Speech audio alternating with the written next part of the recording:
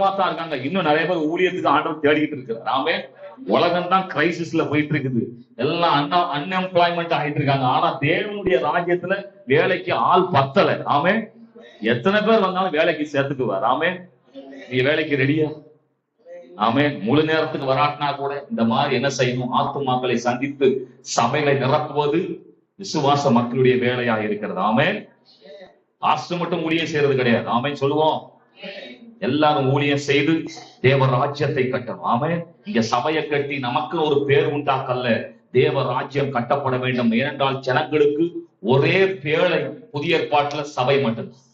அன்னைக்கு பழைய ஏற்பாட்டுல பேழைக்குள்ள வந்தவன் மட்டும்தான் காப்பாற்றப்பட்டது போல இன்றைக்கு தேவ சபையில் தான் ஜனங்களுக்கு பாதுகாப்பு. ஆமே, இங்கே பராமரிப்பு உண்டு, இங்கே தேவனுடைய வார்த்தை உண்டு, இங்கே பிரசனம் உண்டு, இங்கே பரிசுத்தத்தை குறித்து இந்த உலகத்துல எங்கேயும் பேசப்படுவதில்லை, இங்க மட்டும் தான் பேசப்படும். எப்படி பரிசுத்தமா இருக்கணும், எப்படி தேவ ராஜ்யத்துக்கு ஆயத்தப்படணும். ஹல்லேலூயா. ஆகவே கர்த்தர் அப்படி நம்முடைய சபைகளை கியூவா மாத்துவாரா? ஆமென். குவாலிட்டி அண்ட் குவான்டிட்டியா நம்முடைய சபை ஆஸ்வதிப்பாராக. ஆமென். வர மாட்டேங்குது. ஹல்லேலூயா. இன்னைக்கு நம்ம கர்த்தருடைய வார்த்தைக்கு நம்ம நேரா திரும்புவோம். கர்த்தர் நல்லவர். ஒரு வசனத்தை எடுத்து படிங்க. சங்கீதம் 107 15 16 வசனங்களை நாம் தியானிக்கிறோம்.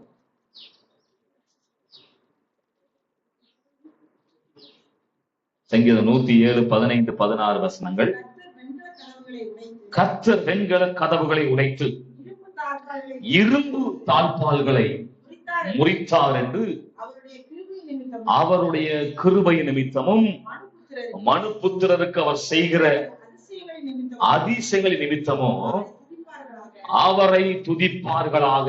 ஆமென். கர்த்தர் 1ஆம் தேதி நல்ல வாக்குத்தத்தத்தை கொடுத்திருக்கிறார். ஹல்லேலூயா.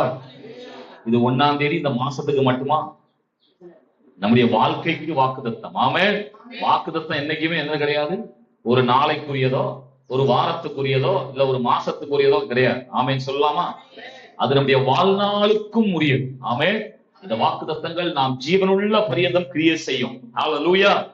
அவர் சொல்லுகிறார்கள், வெண்கல கதவுகளை உடைத்து இரும்பு தாழ்பால்களை முறிப்பார். ஆமென். ஹல்லேலூயா. யோசித்து பாருங்க, வெண்கல கதவு, இது பிளாஸ்டிக் கதவு கிடையாது. பாத்ரூம்ல போட்டிருக்கோம் பாத்தீங்களா, பிளாஸ்டிக் கதவு. அது மாதிரி அடிச்சு ஒரு அடி அடிச்சு அது உடைஞ்சிடும். அப்படி கதவு இல்ல, இது என்ன கதவு? வெண்கல கதவு. வெண்கலத்தை குறித்து நீங்க யோசித்தீங்க அப்படின்னா அது ரொம்ப உறுதியானது. ரொம்ப என்ன செய்யும், நீடித்த நாட்களாய் அது அப்படியே அழியாம இருக்கும். அதே போல இரும்பும் அதே மாதிரிதான் பாருங்க, ரொம்ப உறுதியானது. அதே போல அது வெப்பத்தை அதிகமாய் கடத்தக்கூடியது. இதெல்லாம் எதுக்கு சொல்றேன்னா, இந்த வெண்கலம் இரும்பு போல இன்னைக்கு நம்முடைய வாழ்க்கையில அநேக தடைப்பட்டிருக்கிற எல்லா கதவுகள், ஆமென், அடைப்பட்டிருக்கிற எல்லா ஆசீர்வாதங்கள், ஆமென், வெண்கல கதவுகளை போல உறுதியா இருக்கலாம். நீடித்த நாட்களா இந்த பிரச்சனை இருக்கலாம். அது வெப்பத்தை கொண்டு வருவது போல அநேக பிரச்சனைகள் நம்முடைய வாழ்க்கையிலே இப்படி நமக்கு எதிராக நம்முடைய வாழ்க்கையில காணப்படுகிற வெண்கல கதவுகள், இரும்பு தாழ்பால்களை ஆண்டவர் உடைத்து முறிப்பார் என்று ஆண்டவர் சொல்லுகிறார். எத்தனை பேர் விசுவாசிக்க முடியுது? ரொம்ப நாளா இந்த பிரச்சனை இருக்கு. வெண்கலம் அப்படிதான் நீடித்த நாட்களா இருக்கும், இரும்பு அப்படித்தான் அழியவே ரொம்ப நாட்களா இருக்கும். ஆமென். இப்படிப்பட்ட நீடித்த நாட்களாய் காணப்படுகிற வெண்கல கதவுகள், இரும்பு தாழ்பால்கள் உடையும் முறியும். ஆமென் சொல்லுவோம். ஹல்லேலூயா. அதை எப்படி செய்ய போறாரு பாருங்க. அவர் சொல்றாரு அந்த வசனத்துல, அவருடைய கிருபையின் நிமித்தமும் மனுபுத்திரருக்கு அவர் செய்கிற அதிசயங்களின் நிமித்தமும் செய்ய போகிறார். ஆமென். அவருடைய கிருபையும் அவருடைய கரமும் அதை செய்ய போகிறது. ஆமென்.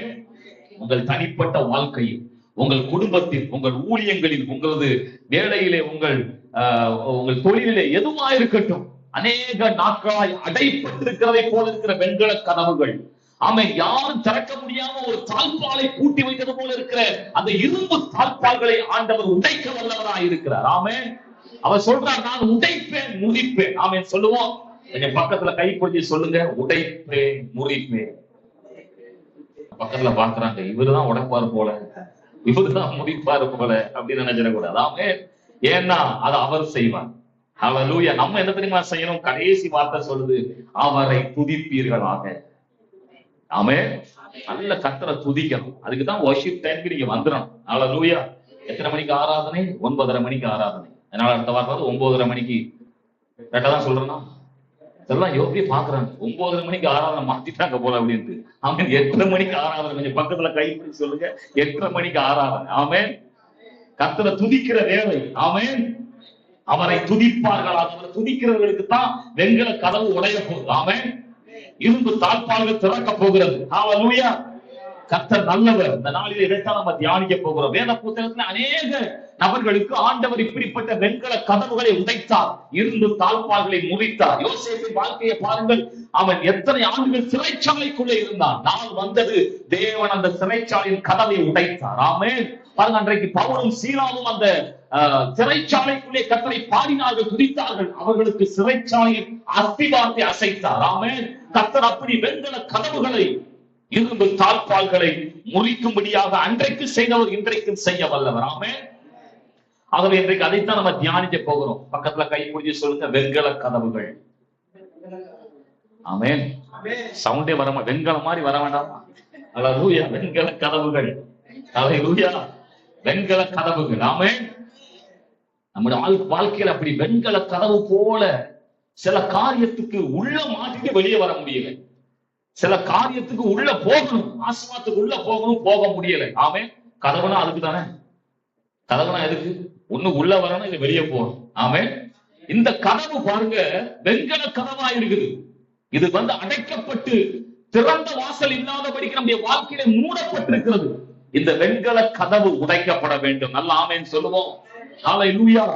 ஆகவே பிரியமானவர்களே, இந்த வெண்கல கதவுகளை ஆண்டவர் எப்படி உடைக்கிறார் பாருங்க. ஒரு சம்பவத்தை நம்ம எல்லாம் தியானிக்க போகிறோம். எடுத்துக்கொள்வோம். அப்போஸ்தலர் 12ஆம் அதிகாரத்தை நீங்கள் திருப்பிக் கொள்ளுங்க. அதுல இருந்துதான் எப்படி ஆண்டவர் இப்படிப்பட்ட கதவுகளை ஆண்டவர் உடைக்கிறார் பாருங்க. முதலாவதாக 4ஆம் வசனத்தை படிப்போம். அப்போஸ்தலர் 12:4 படிப்போம். கரெக்டா படிக்கிறீங்களா? 4ஆம் வசனமா? அவனை பிடித்து சிறைச்சாலையிலே வைத்து பஸ்கா பண்டிகைக்கு பின்பு ஜனங்களுக்கு முன்பதாக அவனை வெளியே கொண்டு வரலாம் என்று எண்ணி அவனை காக்கும்படி வகுப்புக்கு 4 போர் சேவகர்களாக ஏற்படுத்திய 4 வகுப்புகளின் வசமாக ஒப்புவித்தார். ஆமென். ஜீவனோடு ஒரு ஆமென். ஹல்லேலூயா. பாருங்க, இப்போ சபையினுடைய ஆசீர்வாதம் பேதுரு. சர்ச்சுடைய பாஸ்டர் யாரு?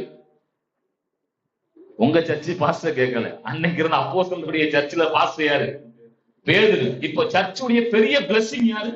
பேதுரு. இப்போ இந்த பேதுரு, இந்த பிளெஸிங் எங்க இருக்குது? இப்போ சிறைச்சாலைக்குள்ள இருக்குது. ஆமென்.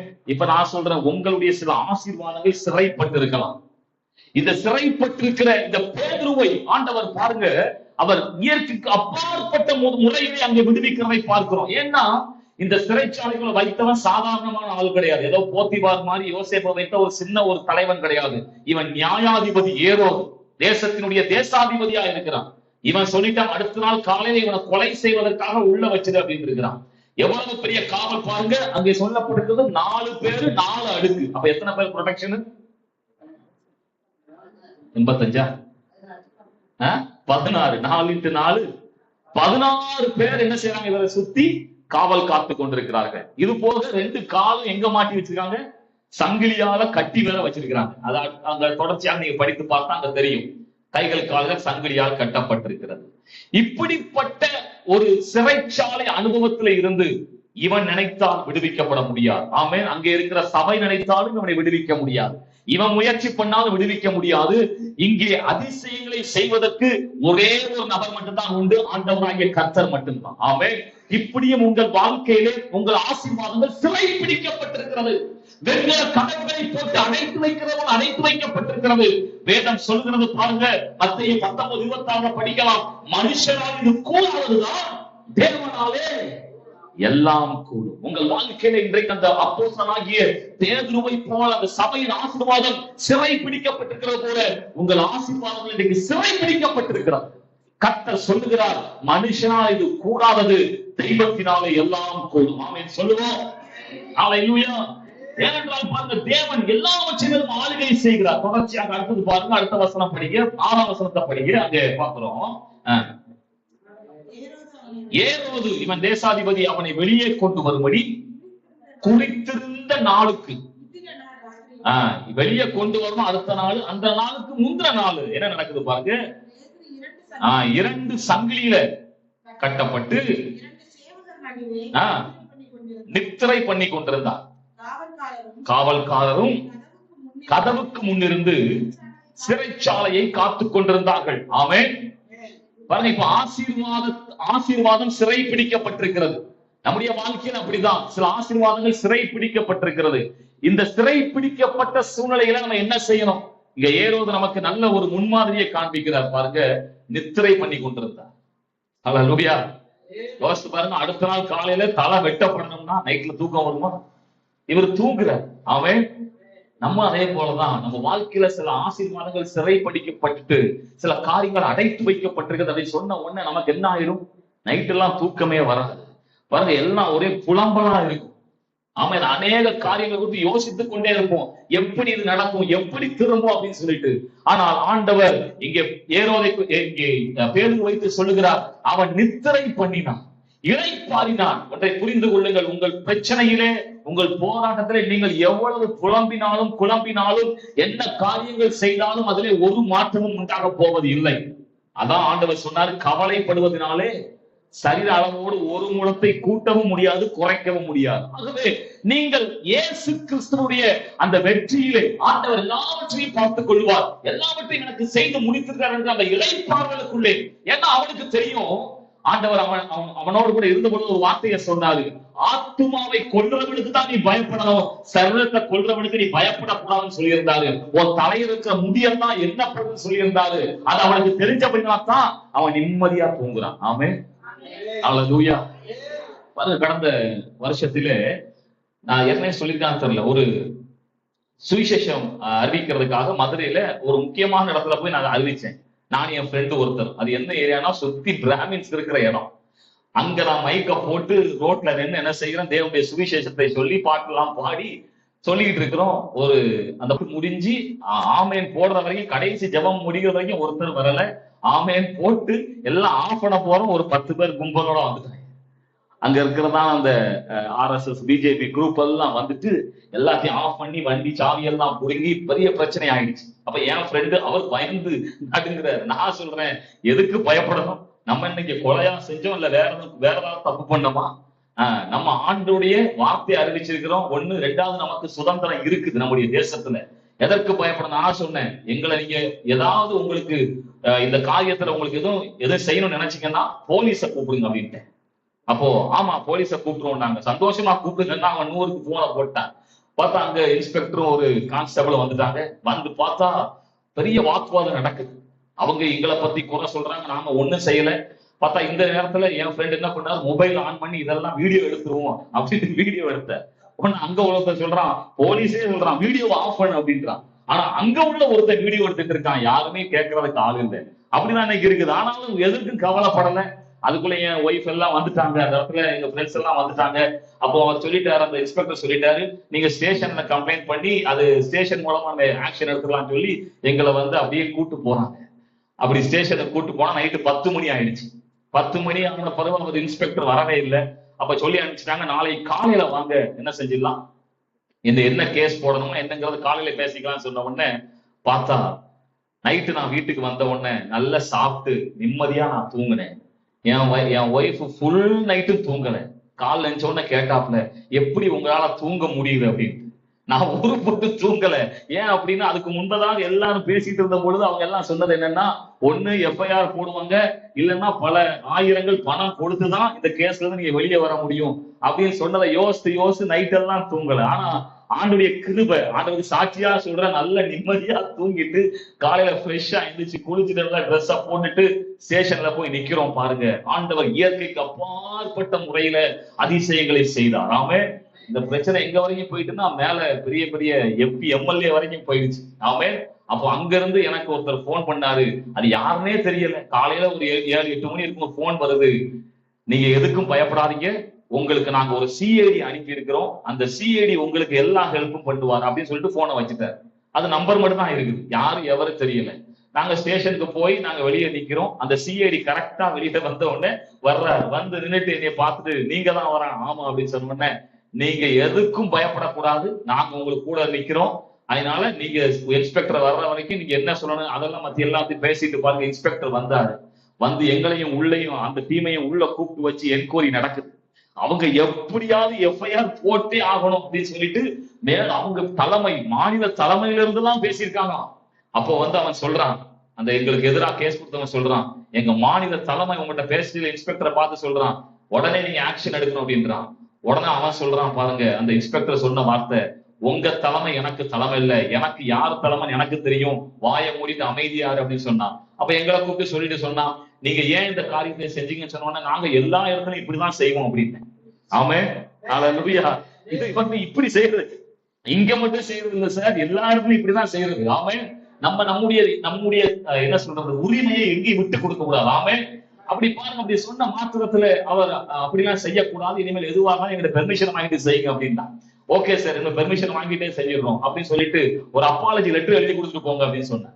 அப்ப அப்பாலஜி லெட்டர் எழுதும் போது அங்க இருக்கிற கான்ஸ்டபிள் வந்து என்கிட்ட சொல்றாரு, நாங்கள் இனிமேல் மத மாற்றம் செய்ய மாட்டோம் அப்படின்னு எழுதி கொடுக்க சொல்றாரு. நான் சொன்னேன், நாங்க மத மாற்றம் செய்யல, மனமாற்றம் செய்யறோம் அப்படிலாம் எழுதி கொடுக்க முடியாது. ஆமே பாருங்க, அப்ப நாங்க எழுதி கொடுத்ததெல்லாம் என்னன்னா, நாங்க இப்படி ஸ்பீக்கர் வச்சு நம்ம பண்ண மாட்டோம், அப்படி தான் பண்றோம்னா பெர்மிஷன் வாங்கிட்டு பண்றோம் அப்படின்னு சொல்லி முடிச்சுட்டு, அந்த எதிராக கேஸ் கொடுத்தவர்களுடைய அவங்க முகமெல்லாம் சுருங்கி போயிடுச்சு. என்னடா ஒண்ணுமில்லாம ஆயிடுச்சு. ஏன் அப்படின்னா அவங்க இதைத்தான் வேலையாவே செஞ்சுக்கிட்டு இருக்கிறாங்க.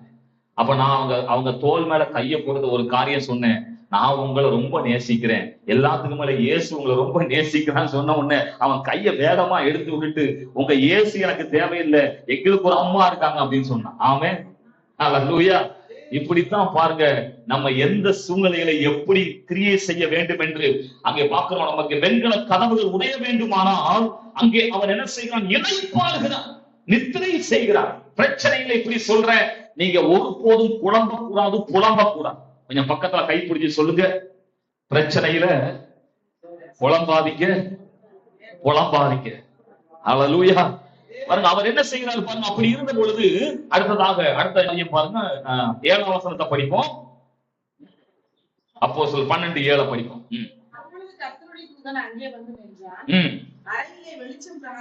வெளிச்சம் பிரகாசித்தது, அவன் பேதுருவை விழாவிலே தட்டி சீக்கிரமா எழுந்திரு என்று அவனை எழுப்பினான்.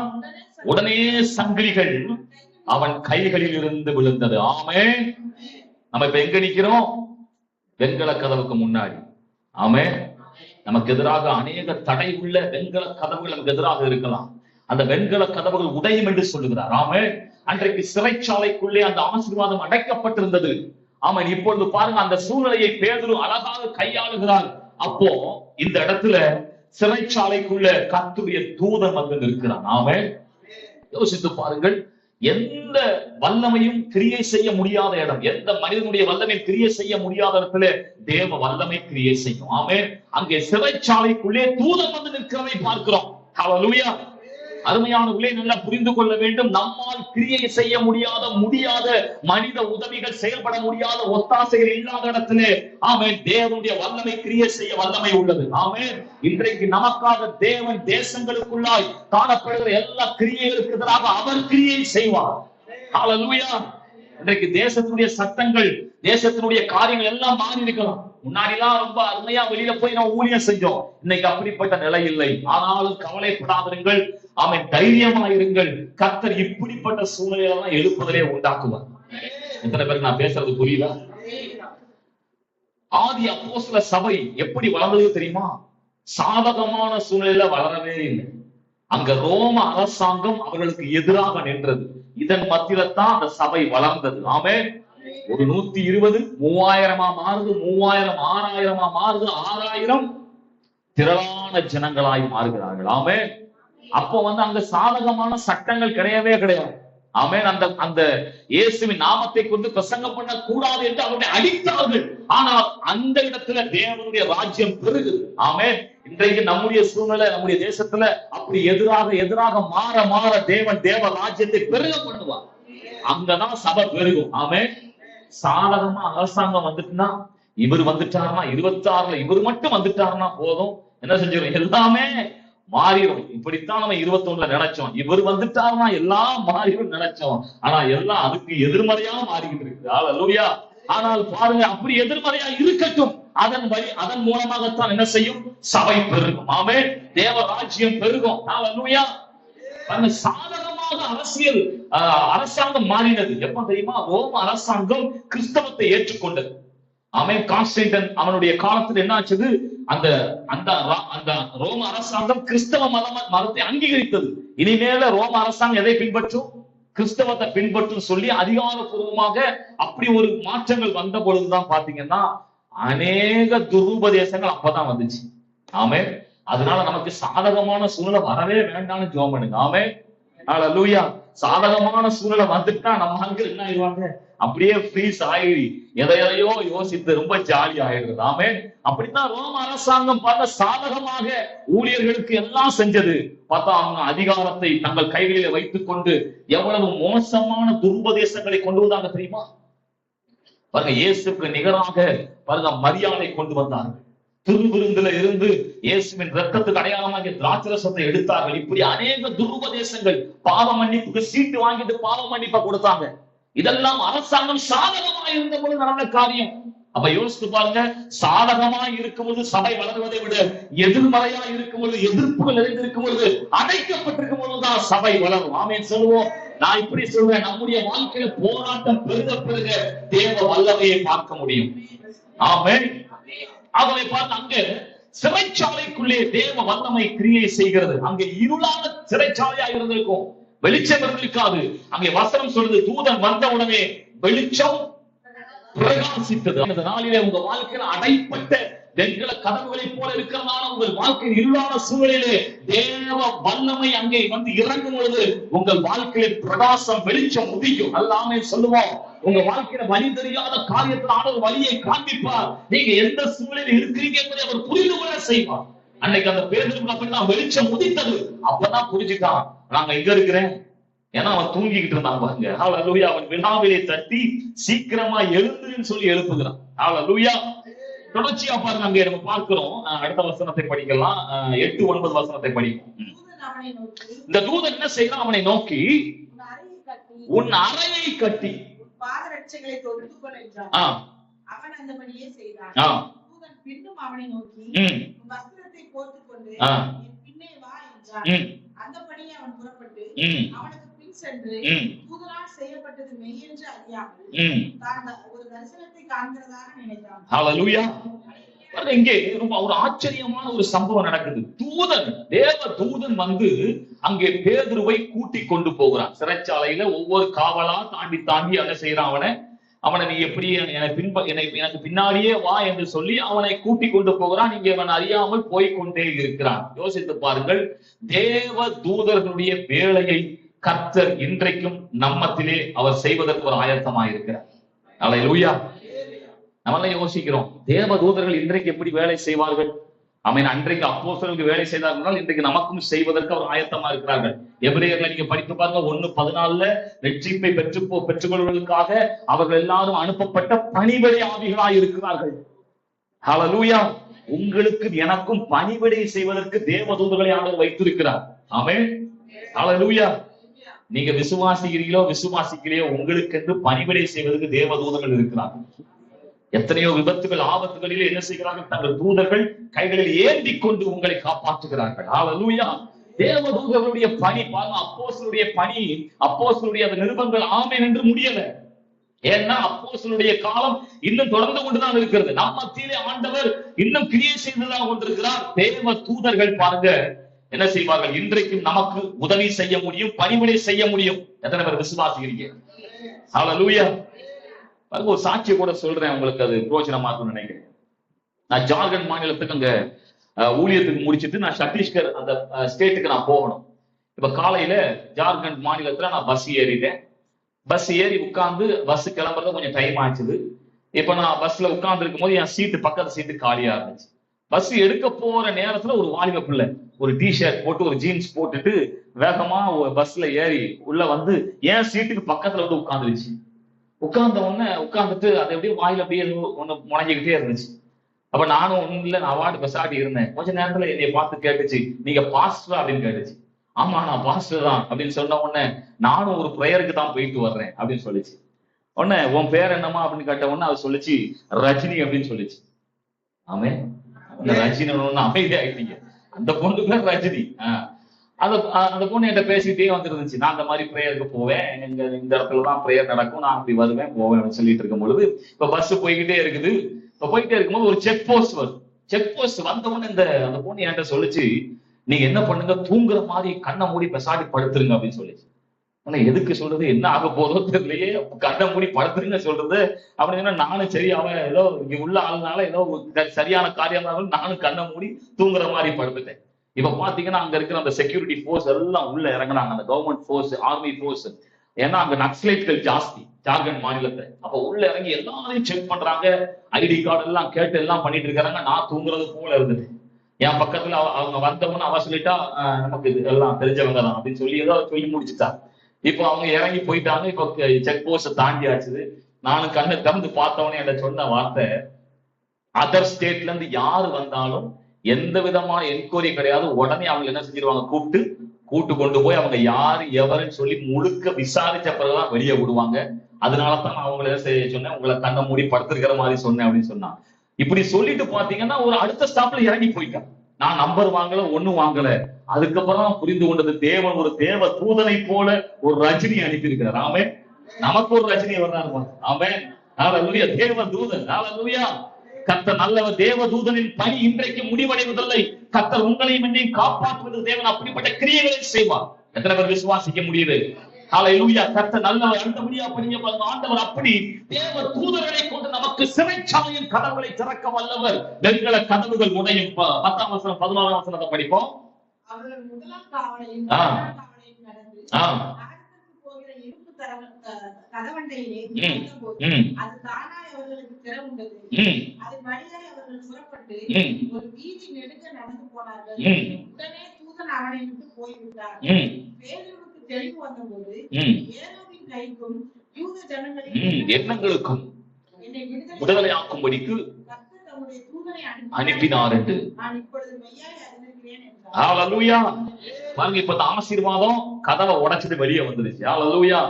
வெண்கல கதவுகள் உடையும், இரும்பு தாழ்பால்கள் முறியும். எத்தனை பேர் விசுவாசிக்க முடிகிறது?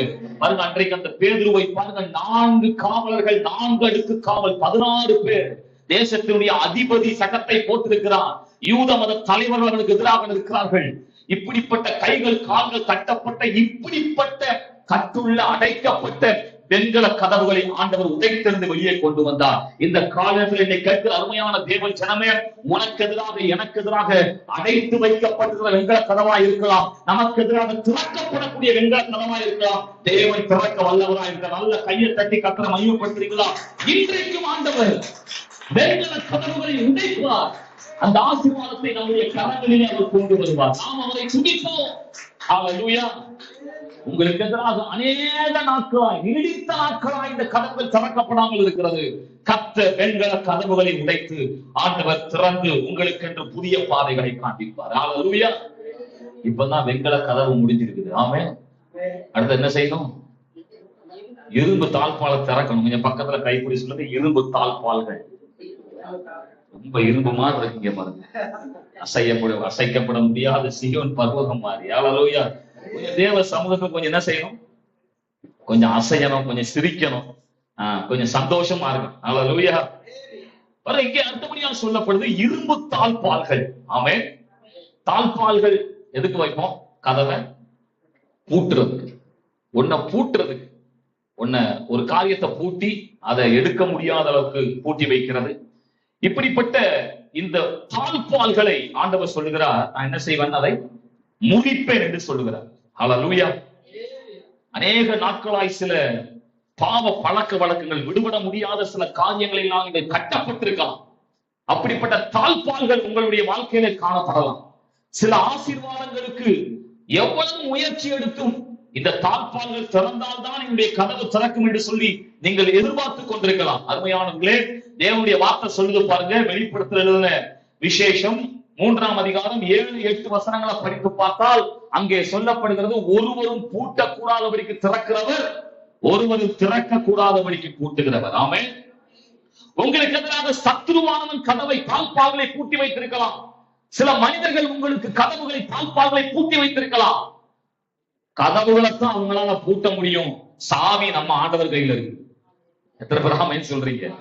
எத்தனை பேர் எத்தனை பூட்டு போடுவோம், பூட்டட்டும். ஆமென். அந்த பூட்டு சாவி யார் கையில இருக்கு? ஏன்னா அவர் சொல்றாரு, நான் தான் திறக்க கூடாதபடிக்கு பூட்டுறவன், நான் தான் பூட்டக்கூடாதபடிக்கு திறக்கிறவர் என்று சொல்லுகிறார். ஆமென். இந்த காலை நேரத்திலே என்னை கேட்கிறவர்களே, உங்கள் வாழ்க்கையில எந்த காரியங்களை சத்துரு பூட்டி வைத்திருந்தாலும், எந்த மனிதர்கள் பூட்டி வைத்திருந்தாலும், அந்த அடைப்பட்டதான அந்த தாழ்பால்கள் திறக்கப்படும் என்று சொல்கிறேன். எத்தனை பேர் விசுவாசிக்க முடியுது? இரும்பு தாழ்பால்களை முறிக்க நம்முடைய ஆண்டவர். ஆமென். அன்றைக்கு இஸ்ரவேல் ஜனங்கள் எல்லாம் என்ன செய்றாங்க? கானானுக்கு நேராக போய் கொண்டிருக்கிறார்கள். அந்த பகுதியை எடுத்து வாசிக்கலாமா? யோசுவா 6ஆம் அதிகாரம் எடுத்துக்கொள்ளுங்க. இதுல இருந்து பாருங்க ஆண்டவர் எப்படி அடைப்பட்டதை திறக்கிறார் பாருங்க. யோசுவா 6ஆம் அதிகாரத்துல 1ஆம் வசனத்தை படிப்போம். எரிகோ இஸ்ரவேல் புத்திரக்கும்பதாக அடைக்கப்பட்டிருந்தது, ஒருவரும் வெளியே போகவும் இல்லை, ஒருவரும் உள்ளே வரவும் இல்லை. ஆமென். இந்த எரிகோ பட்டணம் யோர்தானுடைய நதிக்கரையிலே உள்ள ஒரு பட்டணம். இது ஒரு சின்ன பட்டணம் தான். பாருங்க, ஆண்டவர் சொல்லிட்டாரு, கானான் தேசம் முழுவதும் உனக்கு தான். ஆமென். அல்லேலூயா. பாருங்க, அதுல முதல்ல அவங்க சுதந்திரிக்க வேண்டியது எந்த பட்டணத்தை? எரிகோ. ஆனா சுதந்திரிக்க முடியாதபடிக்கு இது அடைக்கப்பட்டிருக்கு. ஆமென். எப்படி அடைக்கப்பட்டிருந்துச்சா, அந்த அலங்கம், அந்த அலங்கத்தை குறித்து ஒரு சயின்டிஸ்ட் அவங்க வெளியிட்டதான ஒரு அகழ்வாராய்ச்சியினுடைய இதை கேள்விப்பட்ட போது, இந்த மதிலா இப்படி விழுந்ததுன்னு சொல்லி ஆச்சரியமா இருந்தது. நான் சொல்றதை நல்லா கவனிச்சு பாருங்க, அப்படியே சிந்திச்சு கொள்றோம். ஆமென். கொஞ்சம் அப்படியே கற்பனை செய்யணும். ஆமென். அல்லேலூயா. எரிகோ என்பது ஏதோ ஒத்த கல்லு செங்கல் செவுறு கிடையாது. ஆமென். நம்ம எய்தால ஒரு கல்லு செவுறு இருக்கு பாத்தீங்களா, அது மாதிரி மதில் கிடையாது. ஆமென். இந்த மதிலை குறித்து என்ன சொல்றாங்கன்னா, 2 மதில் சேர்ந்ததுதான் இந்த மதில்கள், எரிகோவினுடைய மதில்கள். ஆமென். முதல்ல ஒரு மதில் இருக்குமா, அது அகழ்வாராய்ச்சியில் அவங்க கண்ணால கண்டு அவங்க எழுதினதான காரியம். முதல் செவுறு 6 அடி அகலம். எவ்வளவு? குறுக்க நம்ம என்ன செய்யலாம்? தலவாணி வச்சு படுக்கலாம். அந்த அளவுக்கு எப்படி இருக்குது? 6 அடி அகலத்துல முதல் செவுறு. அதுக்கு அடுத்ததாக பாத்தீங்கன்னா 15 அடி அகலத்துல ஒரு பெரிய ஒரு கேப். அதுக்கு பின்பதாக 2ஆம் ஒரு மதில், அது பாத்தீங்கன்னா 23 அடி. யோசித்து பாருங்க, 23 அடி அகலம் கொண்ட அவ்வளவு பெரிய செவர், உயரமான செவர். மொத்தமா கணக்கு பண்ணி பார்த்தா இந்த எண்டுல இருந்து அந்த எண்டு 44 அடி. ஆமே, 44 அடியை கிராஸ் பண்ணி தான் எரியோவை பிடிச்சாகணும். யாரு? இந்த இஸ்ரவேல் ஜனங்கள். இந்த இஸ்ரவேல் ஜனங்களை தான் ஆண்டவர் சொல்றாரு, பாருங்க, இவ்வளவு பலமுள்ள இந்த கோட்டை, இந்த எரிகோவினுடைய இந்த ஆசீர்வாதம், அடைக்கப்பட்ட ஆசீர்வாதம் இஸ்ரவேல் கரங்களுக்கு வர வேண்டும். ஆமென். இப்படி உங்கள் வாழ்க்கையில சில காரியங்கள், பூட்டப்பட்ட காரியங்கள், இது எப்படி திறக்கும்? என் கற்பனைக்கு அப்பாற்படுதுன்னு சொல்லலாம். ஆனா கர்த்தருடைய வல்லமை சொல்லுது பாருங்க. உங்களை பார்த்து ஆண்டவர் சொல்றாரு, இந்த வார்த்தை எடுத்துக்கொள்ளுங்கள். யோசுவா 6:2 வசனத்தை படித்து பார்க்கும் பொழுது கர்த்தர் சொல்றார், கர்த்தர் யோசுவாவை நோக்கி, இதோ எரிகோவையும் அதில் ராஜாவையும் யுத்த வீரரையும், ஆமென், நல்ல ஆமென் சொல்லுங்க பார்க்கலாம், நம்ம கையில ஒப்பு கொடுக்க போகிறது இல்ல. அவன் ஒப்பு கொடுக்கிறேன்னு சொல்லல, ஒப்பு கொடுத்தேன்றார். பாஸ்ட் டென்ஸ்ல சொல்றாரு பாருங்க. ஆமென். உங்களுடைய ஆசீர்வாதங்கள் நிச்சயம் உங்களுக்கு கொடுக்கப்பட்டது. ஆமென். ஹல்லேலூயா. இப்படி சொல்றேன் பாத்தீங்களா, செக் உங்க கையில கொடுத்தாச்சு. ஆமென். இப்ப என்ன செய்யணும்? பேங்க்ல போய் அதை மாத்தணும், அவ்வளவுதான். ஹல்லேலூயா. உங்கள் ஆசீர்வாதம் உங்களுக்கு கொடுக்கப்பட்டது. அதான் சொல்றாரு, ஒப்பு கொடுத்தேன். ஹல்லேலூயா. கொஞ்சம் பக்கத்துல கை பிடிச்சு சொல்லுங்க, உங்களுக்கு ஒப்பு கொடுத்தேன். ஹல்லேலூயா. கொடுத்தேன். ஆமென். ஆண்டவர் ஆசீர்வாதத்தை கொடுத்தேன் என்கிறார். அன்றைக்கு இஸ்ரவேல் ஜனங்களை பார்த்து அப்படிதான் சொன்னார், கொடுத்தேன் என்று சொன்னார். பாருங்க, அப்போ இந்த காரியத்துல என்ன சொல்றாரு? இது என்ன சொல்றாரு? கர்த்தர் நான் கொடுத்தேன் அப்படின்னு வாக்கு பண்றார். ஆமென். இது உங்க முயற்சியினால கிடைக்க போறது இல்ல, நீங்க ஒன்ன செஞ்சு பெற்றுக்கொள்ள போறது இல்ல, அது அவரே கொடுக்க போகிறார். ஹல்லேலூயா. இரும்பு தாழ்பாலை ஆண்டவர் முறிக்க போகிறார். எல்லாமே சொல்லுவோம். ஹல்லேலூயா. அது கேரள ஒரு பாஸ்டர், நான் டிரான்ஸ்லேஷன் பண்ண போயிருந்தேன். மலையாளத்துக்கு டிரான்ஸ்லேஷன் பண்றதுக்கு, தமிழ்ல பண்றதுக்கு மதுரையில கூப்பிட்டு இருந்தார். அவ போகும்போது அவருடைய சாட்சியை சொன்னாரு. நான் வாழ்க்கையில இப்படிப்பட்ட சாட்சியை கேட்டது கிடையாது. அவர் கத்தார் தேசத்துல அவர் குடும்பமாக, அவங்க அப்பா அங்க பிசினஸ் ஆரம்பிச்சிருக்கிறார். பெரிய பிசினஸ் மேன் அவங்க அப்பா. அதனால இவர் என்ன பண்ணிருக்கிறார், அங்கேயேதான் கத்தார்ல தான் படிச்சு எல்லாம் இருந்து, அங்கேயே அவங்களுடைய பிசினஸ் எல்லாம் பார்த்து பயங்கர செழிப்பா இருந்திருக்கிறார். பாருங்க, ரொம்ப மோசமான வாழ்க்கை, எந்த நேரமும் குடி, அப்படி வெறிச்சுதான் இருந்திருக்கிறார். இப்படிப்பட்ட நபரை ஆண்டவர் ஒரு நாள்ல என்ன பண்ணிட்டார்? ரட்சித்து, அவங்க அப்பா ஊழியம் செய்வாங்க. அப்ப அந்த ஊழியம் செஞ்சதுனால இவர் ரட்சிக்கப்பட்டிருக்கிறார். ரட்சிக்கப்பட்டு பாருங்க, இப்போ அவருக்கு திருமணம் ஆயிடுச்சு, 3 குழந்தைகள் இருக்கிறாங்க. இப்போ அந்த கத்தார்லயே என்ன பண்றாரு, அவர் சர்ச்சு, அவங்க அப்பாவுடைய அந்த ஊழியத்தை தொடர்ந்து செஞ்சு அந்த சர்ச் ஸ்டார்ட் பண்ணிட்டாரு. இப்ப சர்ச் என்ன ஆயிடுச்சு, நல்ல வளர்ந்து பாத்தீங்கன்னா நிறைய மக்கள் வர ஆரம்பிச்சுட்டாங்க. இவர் சாட்சி, அவர் அந்த சாட்சியை நான் டிரான்ஸ்லேஷன் பண்றேன், அதனால ரொம்ப தெளிவா இருக்குது. அப்ப அவர் சொல்ற, கர்த்தர் மிகுந்த ஆசீர்வாதமா வச்சிருந்தாராம். அந்த தேசத்துல பெரிய வீடு, பெரிய பெரிய காரு, நிறைய விசுவாச மக்கள் எல்லாம் இருக்கிறாங்க. இப்படிப்பட்ட நிலையில ஆண்டவர் ஒரு நாள் பேசினாராம், நீ என்ன செய்ய, எல்லாத்தையும் விட்டுட்டு இந்தியாவுக்கு போ அப்படின்னா. ஆமென். யாராவது போவோமா? எல்லாத்தையும் விட்டுட்டு இந்தியாவில போய் அங்க போய் ஊழியம் செய்ய அப்படின்னு, கேரளால போய் ஊழியம் செய்ய அப்படின்னாராம். இவரு சொன்னாராம், இல்ல ஆண்டவரே, எனக்கு இங்க எல்லாம் எப்படி இருக்குது, ஊழியம் சிறப்பா போயிட்டு இருக்கு, இங்க ஊழியத்தை விட்டுட்டு போக முடியாது அப்படின்னு சொன்னா, அவர் சொன்னாங்க, இங்க இருக்க ஊழியத்தை கொடுத்துட்டு நீ என்ன செய்ய, கேரளாவுக்கு போன்னு சொன்னாராம். இவரு சொன்னாராம், கேட்கவே இல்லை. கடைசியில் ஒரு முடிவுக்கு வந்தாராம், இந்த 1 வருஷம் என்ன செய்யட்டும், நான் இங்க இருக்கட்டும், அதுக்கப்புறம் அடுத்த வருஷம் பார்த்து நான் போயிடுறேன்னு சொன்னார். பாருங்க, இப்படி இந்த இடப்பட்ட நேரத்துல ஒரு அரபி, அவங்க இஸ்லாமியர்கள் பாத்தீங்கன்னா அங்க உள்ள லோக்கலுக்கு என்ன பண்ணிருக்கிறார், ஆண்டவரை பத்தி சொன்னார். அங்க லோக்கல்ல உள்ள ஆண்டவரை பத்தி சொல்லும் பொழுது பாத்தீங்கன்னா அவன் நல்லா தான் கேட்டிருக்கிறான். நல்லா கேட்டு ஆண்டவரை பத்தி நல்லா அறிஞ்சவன் கடைசியில என்ன ஆனவன் தெரியல, நேரா போய் போலீஸ்ல கம்ப்ளைண்ட் பண்ணிட்டான், இப்படி இந்த பாஸ்டர் என்னைய மதம் மாத்துறாரு அப்படின்ட்டு. அங்க இங்கேயாவது பரவாயில்ல, சட்டங்கள் சாதாரணமா இருக்குது, அங்க உள்ள சட்டங்கள் மிகுந்த மோசமான சட்டங்கள். இவரை தூக்கி ஜெயில போட்டாச்சு. அப்பதான் இவருக்கு புத்தி வருது, யோனா எங்க இருக்கிற மாதிரி, மீன் வயிற்றுல இருக்கிற மாதிரி ஆண்டவர் ஊழியத்துக்கு இந்தியாவுக்கு போக சொன்னாரு, அப்பவே போயிருந்தா இன்னைக்கு ஜெயிலுக்கு வந்திருக்க மாட்டேனே அப்படின்னு சொல்லிட்டு இருக்கும் போது இப்பவுக்கு என்ன வந்துருச்சு, ஒரு விசுவாசம் வந்துச்சு. சரி, ஆண்டவர் என்ன செய்வார், ஏதோ செய்தாரு, கண்டிப்பா என்ன செய்வார், என்னை கொண்டு இந்தியா கொண்டு போயிருவாருன்னு அங்க நினைச்சாரு. ஆனா நினைச்சதுக்கெல்லாம் மேலாக அங்கு சட்டம் மிக கொடிதா இருந்தபடினாலே என்ன செய்யறாங்களாம், தினந்தோறும் காலையில வருவாங்களாம், ஒரு 5-6 போலீஸ்மேன் வருவாங்க, பெரிய பெரிய ஆட்களா இருப்பாங்களாம். வந்து இவரை அடின்னு அவங்களால எவ்வளவு டயர்ட் ஆகுற வரைக்கும் அடிக்க முடியுமோ அவ்வளவுக்கு அடிப்பாங்க. பூட்ஸ் காலால மிதிப்பாங்களாம். அவரை வந்து பாத்தீங்கன்னா ஒரே ஒரு டம்ளர் மட்டும் தண்ணி மட்டும் கொடுத்துட்டு தண்ணி எதுவும் கொடுக்காதபடி அடிப்பாராம். இப்படியே பாத்தீங்கன்னா நாட்கள் மாதங்கள் செல்லுது. அப்படி அவரை சித்திரவதை பண்றாங்க. ஏன் அப்படின்னு கேட்டீங்கன்னா, அந்த கேஸ் வந்து கோர்ட்ல நடந்துகிட்டு இருக்கு. இந்த மாதிரி இவர் மதம் மாற்றம் பண்ணுகிறவருக்கு என்ன தண்டனை, சரியான தண்டனை கொடுக்கணும்னு சொல்லிட்டு அந்த கேஸ் நடந்துகிட்டு இருக்கு. அதே நேரத்துல பாத்தீங்கன்னா இவருடைய மனைவியும் கோர்ட்ல கேஸ் போடுறாங்க, அவர் அந்த மாதிரி யாரையும் இப்படி பண்ணல அப்படின்னு சொல்லி இவங்களும் கேஸ் போட்டிருக்கிறாங்க. இப்ப என்ன ஆகுது, நாட்கள் போய்கிட்டே இருக்குது. ஆண்டவர் சொல்றாராம், உன் மனைவியையும் உன் பிள்ளையும் என்ன பண்ணிடு, இந்தியாவுக்கு அனுப்பிச்சிடு, நீ இங்க இரு, நான் உன்னை விடுவிப்பேன் அப்படின்னு சொல்றாராம். இப்ப இவருக்கு கேட்க முடியல, எப்படி நம்ம மட்டும் தனியா இருக்கணும், மனைவி பிள்ளையெல்லாம் ஊருக்கு போக சொல்றாருன்னு சொன்ன உடனே இவரால் என்ன செய்ய முடியல, ஏத்துக்க முடியல. இப்பவும் ஜோம் பண்ணிக்கிட்டே இருக்கிறார். ஆண்டவர் தெளிவா சொல்றாரு, உன் மனைவி பிள்ளை என்ன பண்ணிடு. அப்ப அவங்க மனைவி வந்தவன சொன்னாராம், அவங்க ஜெயில பார்க்கவும் சொன்னாராம். ஆண்டவர் சொல்றாரு, உன்னையும் பிள்ளைகளையும் வீட்டுக்கு போக சொல்லு, ஊருக்கு போக சொல்லிடுறாரு, நான் மட்டும் இருக்கணுமான்னு. அவங்க சொன்னாங்களாம், நான் போக மாட்டேன், உங்களை விட்டுட்டு உங்களை நான் எப்படியாவது மீட்டு கூட்டுத்தான் நான் என்ன செய்வேன், இந்தியாவுக்கு போவேன் அப்படின்னு சொன்னோடனே இவர் எவ்வளவோ சொல்லி கன்வின்ஸ் பண்ணி என்ன சொல்றாரு, நீ போயிடுமா, ஆண்டவர் என்னை காப்பாத்துவார் அப்படின்னு சொல்லிட்டார். அப்ப என்ன செஞ்சுட்டாங்க, இவங்க அந்த மனைவி அவங்க பிள்ளைகளை கூட்டிட்டு அவங்க கேரளாவுக்கு வந்தாச்சு. இப்ப இவர் தனியா அந்த செல்லுல இருக்கிறாரு, கோர்ட்ல கேஸ் நடந்து கொண்டிருக்கிறது. அடுத்த நாள் பாத்தீங்கன்னா அந்த கோர்ட்ல கேஸ் வந்து இதுக்கு வரணும், தீர்ப்புக்கு வரணும். முந்தின நாள் இரவிலே பாத்தீங்கன்னா அவர் சொல்றார், நைட்ல நான் ஜெபித்துக் கொண்டிருக்கும் பொழுது அங்கே ஒரு பெரிய நிலநடுக்கம் வந்தது.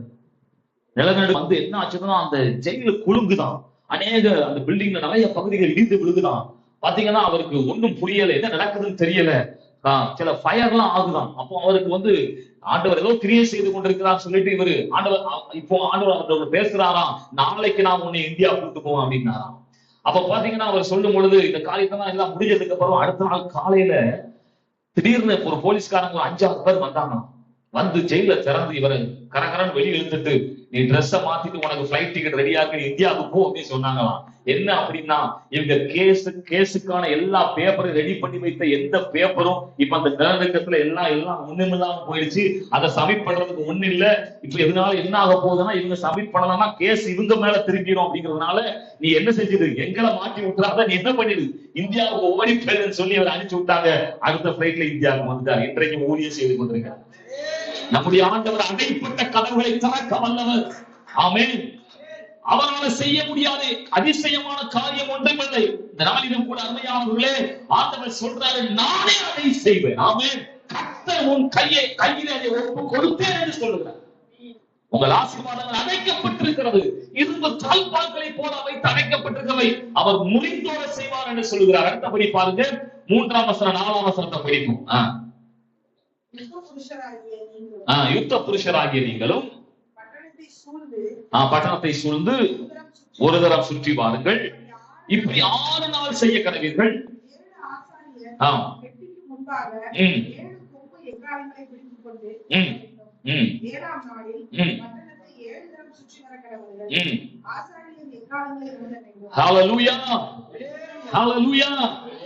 இங்க ஆண்டவர் அடுத்தபடியா சொல்றாரு, உங்களுக்கு அடைப்பட்டிருக்கிற இந்த பட்டணம் திறக்கப்பட வேண்டுமானால் நீங்கள் இந்த பட்டணத்தை சுற்றி வர வேணும். ஆமென். கொஞ்சம் பக்கத்துல கை பிடிச்சு சொல்லுங்க, சுத்தி சுத்தி வரணும். எங்க சுத்தி சுத்தி வரணும்? மண்டபத்தையா? ஆண்டவர் சொல்றாரு பாருங்க, எரிகோ என்ன செய்யுங்க, சுத்தி சுத்தி வாங்க. எல்லாரும் சுத்தணும். ஆமென். லேவியர் சுத்தணும், ஆசாரியன் சுத்தணும், ஜனங்கள் சுத்தணும், யுத்த வீரன் சுத்தணும். எல்லாரும் என்ன செய்யணும்? சுத்தம் என்ன செஞ்சணும்? இந்த தடை, அடைக்கப்பட்ட தடைகள் விலகும். ஆமென். அன்றைக்கு அதை ஆண்டவர் சுற்றி உடைக்க சொன்னார். இன்றைக்கு ஆண்டவர் சொல்லுகிறார், அருமையானவர்களே, உங்கள் வாழ்க்கையில, என் வாழ்க்கையில தேவன் தருவேன் என்று சொல்லி இருக்கிற ஆசீர்வாதங்களை, தரிசனங்களை, திட்டங்களை, அவர் நமக்கு கொடுத்திருக்கிற ஊழியங்களை நம்முடைய மனம் சுற்றி சுற்றி வரணும். ஆமென். எப்போ உங்க ஆசீர்வாதம் தடை உடையும் தெரியுமா? நீங்க அந்த ஆசீர்வாதத்தையே உங்க மனம் சுற்றி சுற்றி வரணும். சிலர் பாருங்க, சில காரியத்துக்காக ஜெபிக்க ஆரம்பிப்பாங்க. கர்த்தர் சில காரியத்தை சொல்லியிருப்பார், உனக்கு செய்வேன் அப்படின்னு சொல்லிட்டு இந்த காரியத்தை எப்பவும் மனதில் நினைத்துக் கொண்டே இருப்பாங்க. எப்பவும் அதையே சுத்தி சுத்தி மனம் வந்துகிட்டே இருக்கும். அதுக்காக ஜெபித்துக் கொண்டே இருப்பார்கள். ஆனால் கொஞ்ச காலம் போகும், ஆண்டவர் என்ன செஞ்சிருவாங்க? வாக்குதத்தையும் மறந்துடுவாங்க, ஜெபத்தையும் மறந்துடுவாங்க, சிலவெல்லாம் ஆண்டவரையும் மறந்துடுவாங்க. ஆமென். ஆனா ஆண்டவர் சொல்லுகிறார், உங்கள் இரும்பு தாழ்பால்கள் முறிக்கப்பட வேண்டுமானால் உங்கள் ஆசீர்வாதங்களை, உங்கள் தரிசனங்களை, உங்கள் ஊழியங்களை, கர்த்தர் கொடுத்த திட்டங்களை, கர்த்தர் கொடுத்த வேலைகளை உங்கள் மனம் சுற்றி கொண்டே வரணும். ஆமென். நான் இப்படி சொல்றேன், உங்க ஜெபம் அதுவாகவே இருக்கணும். பாருங்கள், லூக்கா 18 நீங்க படித்து பாருங்கள். அங்கே ஒரு விதவை பெண் இருக்கிறார். அங்கே இருக்கிற பொல்லாத நியாயாதிபதியிடத்துல போய் என்ன செய்கிறார்? ஓயாமல் அழைக்கிறார். நீங்க தரணும், நீங்க இந்த நியாயத்தை தீர்க்கணும். அதன்படி என்ன செஞ்சாலாம, இவள் என்னை ரொம்ப அலட்டுகிறாள், இவள் நியாயத்தை தீர்த்து விடு. ஆமென் அப்படின்னு சொல்லிட்டு ஆண்டவர் சொல்லுகிறார், உங்கள் தேவன் நல்லவர். நீங்கள் அவரை வேண்டிக் கொள்ளும் பொழுது உங்களுக்கு சீக்கிரத்திலே அற்புதம் நடக்கும். எத்தனை பேருக்கு சீக்கிரத்துல அற்புதம் நடக்கணும்? ஆமென். அல்லேலூயா. சீக்கிரம் நடக்க வேண்டுமானால் ஆண்டவர் சொல்ற அந்த வசனத்தை நீங்க படிச்சு பாருங்க. வீட்டுல போய் லூக்கா 18 படித்து பாருங்கள். சீக்கிரத்திலே உங்களுக்கு நியாயம் செய்வார். கொஞ்சம் பக்கத்துல கை பிடிச்சு சொல்றீங்களா? சீக்கிரத்திலே ஆண்டவர் நியாயம் செய்ய போகிறார். சீக்கிரத்திலே அற்புதம் செய்ய போகிறார். அப்படி சீக்கிரத்துல அற்புதம் செய்யணும்னா நம்ம எப்பவும் தேவ சமூகத்துல அந்த காரியத்துக்கு அதை ஜெபிக்கணும். அதையே நம்முடைய மனம் சுற்றி சுற்றி வரணும். ஆமென். அன்றைக்கு எரிகோவை தகர்ப்பதற்கு, அந்த அடைக்கப்பட்ட பட்டணம் திறக்கப்படுவதற்கு ஜனங்களை ஆண்டவர் செய்ய சொன்னது, அதை சுற்றி வாருங்கள். ஆமென். ஹல்லேலூயா. கர்த்தர் அப்படி பாருங்க, நம்ம ஜெபத்துல, நம்முடைய தரிசனத்துல, நம்முடைய வேலையில எப்பவும் ஆண்டவர் சொன்ன காரியம். எத்தனை பேர் ஆமென் சொல்றீங்க? ஆண்டவர் கொடுத்த திட்டம். ஹல்லேலூயா. அவர் சொல்லியிருப்பார், அதை மறந்துடக்கூடாது. ஆமென். சொன்ன வாக்குறுதியை நினைத்து நினைத்து அதை வைத்தே ஜெபித்துக் கொண்டிருக்க வேண்டும். ஹல்லேலூயா. கர்த்தர் நிச்சயம் பாருங்க, அப்படிப்பட்ட காரியத்திலே ஆண்டவர் திறந்த வாசலை உண்டாக்குவார். நல்ல ஆமென் சொல்லுவோம். அடுத்தபடியா படித்து பார்ப்போம். 5ஆம் வசனத்தை படிப்போம். எரிகோ அடைக்கப்பட்ட பட்டணம் எப்படி திறக்கப்பட்டது? 5ஆம் வசனத்தை படிப்போம். எக்காலத்தை நெடுந்தொனியிடும் பொழுது, எக்கால சத்தத்தை கேட்கும் பொழுது ஜனங்கள் எல்லாரும் மகா ஆரவாரத்தோடு ஆர்ப்பரிக்க கடவர்கள். அப்பொழுது பட்டணத்தின் அலங்கம் இடிந்து விடும். உடனே ஜனங்கள் நேராக ஏற கடவர்கள். ஆமென் சொல்லுவோம். ஹல்லேலூயா. அருமையானவர்களே, அடுத்தபடியாக ஆண்டவர் ஜனங்களுக்கு சொன்ன வார்த்தை, எக்காலத்தை ஊதணும், நல்லா ஆர்ப்பரிக்கணும் அப்படின்ற. ஆமென். இது எதை குறிக்கிறது என்றால், நாம் கர்த்தரை நல்ல துதிக்கணும். ஆமென். அதுக்குதான் துதியின் நேரம் ரொம்ப முக்கியம் சொல்றோம். ஹல்லேலூயா. துதிக்கும் நேரத்திலே தேவன் கிரியை செய்வார். துதிக்கும் நேரத்திலே அற்புதம் நடக்கும். எத்தனை பேர் ஆமென் சொல்றீங்க? அங்க கர்நாடகா ஒரு இடத்துல நான் போய் அங்கெல்லாம் மொழி தெரியாது. அவங்க கன்னடத்துல ஏதோ பேசுவாங்க. நான் ஒரு கன்னட பாட்டம்னா என்ன செய்யறேன், தமிழ்ல எழுதி வச்சு பாடுறேன். ஆமென். எனக்கு அந்த கன்னடமும் தெரியாது, ஒண்ணும் தெரியாது. ஆனா என்ன செய்யறேன், அந்த பாட்டுல தேவ வல்லமை இருக்கு பாருங்க. அப்படி பாடும் பொழுது அந்த சபையில நான் கண்ணார பார்த்தேன், அநேக பிசாசுகள் ஓடியது. ஆமென். ஹல்லேலூயா. நமக்கு புரியுதோ புரியலையோ தேவ வல்லமை கிரியை செய்யும். ஆமென். எத்தனை பேர் தேவனை துதிக்க துதிக்க தேவன் கிரியை செய்வார். ஹல்லேலூயா. பாருங்க, அங்க சொல்றாரு, நீங்க எக்காலங்களை ஊதணும், கர்த்தரை நல்லா துதிக்கணும், நல்லா ஆர்ப்பரிக்கணும், அலங்கை இடிந்து விடும் என்று சொல்லுகிறார். அருமையான தேவனுடைய ஜனங்களே, நான் இப்படி சொல்லுகிறேன், கர்த்தர் ஆராதனை வேளையிலே கர்த்தர் தம்முடைய ஜனங்களுக்கு கிரியை செய்வார். துதித்துக் கொண்டிருக்கும் போதே அற்புதம் நடக்கும். ஆமென். துதித்துக் கொண்டிருக்கும் போதே நான் இப்படி சொல்றேன் பாருங்க, நம்ம சர்ச்ல நீங்க என்ன செய்யுங்க, நல்ல வொர்ஷிப் டீமை நல்லா என்ன செய்யணும், ஸ்ட்ரென்தன் பண்ணணும். ஆமென். இந்த வொர்ஷிப் டைம் ரொம்ப முக்கியத்துவப்படுத்தணும். ஆராதனை வேலையை முக்கியத்துவப்படுத்தும் போது தேவனை முக்கியத்துவப்படுத்துகிறோம். தேவனை முக்கியத்துவம் எடுத்து பத்திரத்திலே அவர் சொல்லுகிறார், என்னை கனம் பண்ணுகிறவர்களை கனம் பண்ணுவேன்றார். ஆமென். கர்த்தர் நிச்சயம் அப்படிப்பட்ட பெரிய காரியங்களை அவர் செய்ய முடியும். திருநெல்வேலியில கூட நான் ஒரு சாட்சியை சொல்ல முடியும். பக்கத்துல ஒரு சர்ச்சில் ஒரு நாள் வொர்ஷிப்க்கு வந்திருந்தேன். அப்போ நைட் பிரேயர்ல வொர்ஷிப் பண்ணிட்டு இருக்கும் போது நல்ல இந்த அன்பு கூறுவேன் அப்படிங்கிற பாட்டை பாடி வொர்ஷிப் பண்ணோம். அப்போ வொர்ஷிப் பண்ணி முடிஞ்ச உடனே நான் செய்தியும் கொடுத்து முடிச்சுட்டு நான் வீட்டுக்கு போயிட்டேன். அப்போ பார்த்தா அந்த பாஸ்டர் எனக்கு போன் பண்றாரு, பாஸ்டர் நீங்க வொர்ஷிப் நடத்துனீங்கல்ல, ஒரு பெரிய அற்புதம் நடந்துச்சு அப்படின்னா. என்ன அற்புதம் அப்படின்னோடனே, அந்த அன்பு கூறுவேன் அப்படிங்கிற பாட்டுல ஆண்டவர் ஒரு அம்மாவோட பேசியிருக்கிறார். என்ன பேசியிருக்கிறாருன்னா, நீ அன்பு கூறுறேன்னு சொல்லி உன் வாயிலத்தான சொல்ற, நீ எதையாவது செஞ்சியா, நீ சொன்னதை செஞ்சியா அப்படின்னு சொல்லி அந்த பாடல் வழியா ஆண்டவர் பேசியிருக்கிறார். ஏன்னா அந்த அம்மா பொருத்தனை பண்ணிருக்காங்க, என் மகளுக்கு கல்யாணம் முடிஞ்சா இத்தனை பவுன் தங்க காணிக்கை என்ன செய்யறேன், சர்ச்சைக்கு கொடுக்கிறேன் அப்படின்ட்டு. அப்ப இந்த பாட்டின் வழியாக அன்பு கூறணும்னா கிரியையிலே அன்பு கூறணும். சும்மா வார்த்தையில அன்பு கூறுறேன், ஐ லவ் யூ ஜீசஸ் அப்படின்னு சொல்லிட்டு முடிக்கிறது இல்லை. ஆமென். இந்த வார்த்தை பேசப்பட்ட உடனே அந்த அம்மா என்ன செஞ்சிட்டாங்க, அந்த பவுன் எடுத்துக்கொண்டு பாஸ்டர்ட்ட கொடுத்துட்டாங்க. ஆமென். இன்னைக்கு விக்கிற விலைக்கு பவுன் தங்க காணிக்கை வந்துச்சுன்னா எவ்வளவு பெரிய விஷயம். அந்த பாஸ்டர் சந்தோஷத்துல, பாஸ்டர் நீங்க வந்து வொர்ஷிப் பண்ணிட்டு போனீங்க, அந்த அம்மா என்ன செஞ்சிருச்சு, தங்க காணிக்கை. ஆமென். இந்த ஆராதனை முடிஞ்ச பிறகு அப்படி நடந்தாலும் நடக்கலாம். ஆமென். நடக்குமா? ஹல்லேலூயா. கர்த்தர் ஆமென் அப்படிப்பட்ட காரியங்களை சபைகளை நிச்சயம் செய்வார். ஆராதனை அப்படிப்பட்ட மாற்றங்களை கொண்டு வருவார். துதிக்கணும். எத்தனை ஆமென் சொல்றீங்க? யோபு பாருங்க 42:2 படித்து பார்க்கும் பொழுது அவன் சொல்லுகிறான், தேவரீர் சகலத்தையும் செய்ய வல்லவர், நீ செய்ய நினைத்தது தடைபடாது என்று அறிவேன். பாருங்க, அவன் வாழ்க்கையில நமக்கு எல்லாருக்கும் தெரியும், அவன் எல்லாத்தையும் இழந்தான், சரீர சுகத்தையும் இழந்தான். அது வரைக்கும் புலம்பல் தான், அவனுக்கு புரியல, என்ன நடக்குன்னு தெரியல. ஆனா அவன் வாழ்க்கையில அந்த சூழ்நிலையெல்லாம் எப்ப மாறுச்சு தெரியுமா? 42ஆம் அதிகாரம் 2ஆம் வசனத்துல சொல்றான், தேவரீர் சகலத்தையும் செய்ய வல்லவர். ஆமென். தேவ நாமத்தை உயர்த்துறான் பாருங்க. தேவரீர் சகலத்தையும் செய்ய வல்லவர், நீங்க செய்ய நினைத்தது தடைபடாது. இந்த வார்த்தையை சொன்ன பிறகுதான் தேவன் பார்க்கிறாரு, அவன் முன்னிலைமையை காட்டிலும் பின்னிலைமையை 2 மடங்காய் அவர் மாற்றுகிறார். அருமையான தேவனுடைய ஜனங்களே, இன்றைக்கு புரிந்து கொள்ளுங்க, தேவனை ஆராதித்து உயர்த்தும் பொழுது தேவன் நம்முடைய வாழ்க்கையில மகா பெரிய காரியங்களை செய்வார். விசேஷமாய் சொல்லுகிறேன், அநேக நாட்களை அடைக்கப்பட்டிருக்கிற இரும்பு தாழ்பாய்களை ஆண்டவர் முறிப்பார். எத்தனை பேர் விசுவாசிக்க முடியுது? ஆகவே அருமையான தேவனுடைய ஜனங்களே, இந்த நாளிலே வெண்கல கதவுகளை உடைத்து, நம்ம எல்லாம் கண்களை மூடி ஜெபிக்கலாமா?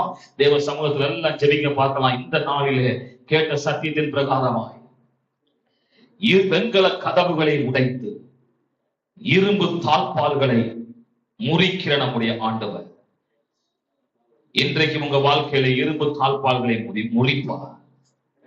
இன்றைக்கு உங்க வாழ்க்கையில வெண்கல கதவுகள் திறக்கப்படும். எத்தனை பேர் விசுவாசிக்க முடியுது? எல்லாரும் வாய்களை தவிர ஸ்தோத்திரம் பண்ணுங்க பார்க்கலாம்.